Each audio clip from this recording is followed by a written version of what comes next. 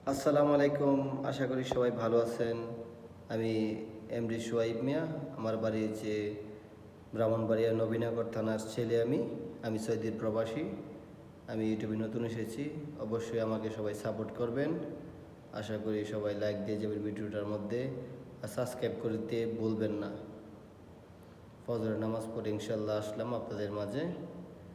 আমি Islamic video পাশাপাশি বাংলাদেশের বিভিন্ন নিউজ নিয়ে আপনাদের পাশে আসবো।